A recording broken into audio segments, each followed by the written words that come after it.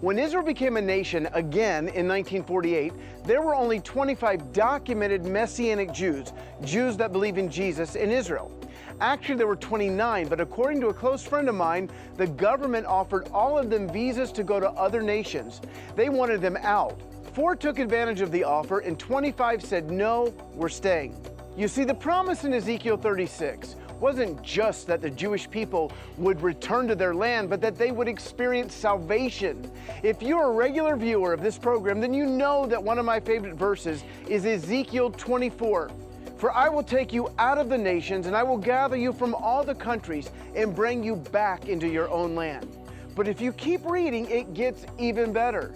I will sprinkle clean water on you, and you will be clean. I will cleanse you from all your impurities and from all your idols. I will give you a new heart and put a new spirit in you. I will remove from you your heart of stone and give you a heart of flesh. I will put my spirit in you and move you to follow my decrees and be careful to keep my laws. This is very similar to what Jeremiah says in chapter 31. I will make a new covenant with the people of Israel and with the people of Judah. It will not be like the covenant I made with their ancestors. I will put my law in their minds and write it on their hearts.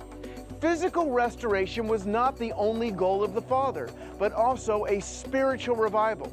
Now we see this play out in the next chapter in Ezekiel, where he has his famous vision of the dry bones.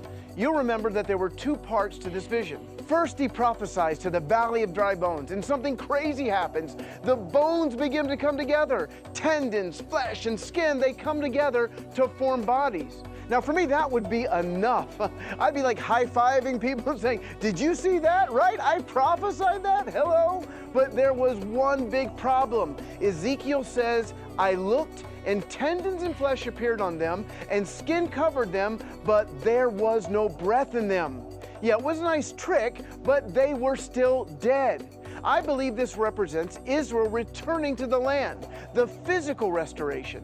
But God tells old Zeke to prophesy a second time, and he does. Then he said to me, prophesy to the breath. Prophesy, Son of Man, and say to it, this is what the sovereign Lord says.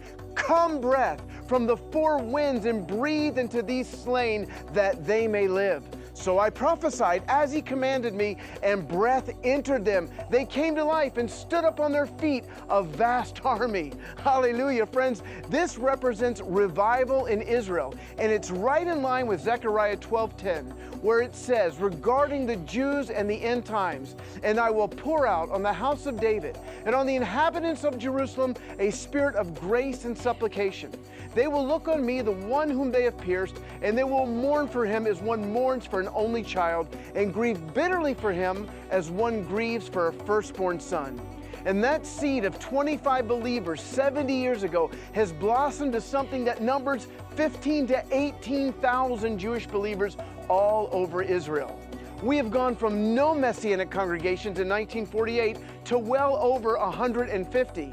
But we are seeing more Israelis come to faith. In fact, our entire team, except for one, is an Israeli believer, which includes native-born Israelis and immigrant Jewish believers like me. Our longing is to see the full restoration that Ezekiel spoke of. Paul says in Romans 11:25 and 26 that after the fullness of the Gentiles, which I believe means the gospel touching every nation, all Israel will be saved. Kol Yisrael Yivasha. That's the dream, friends. Find me at roncantor.com.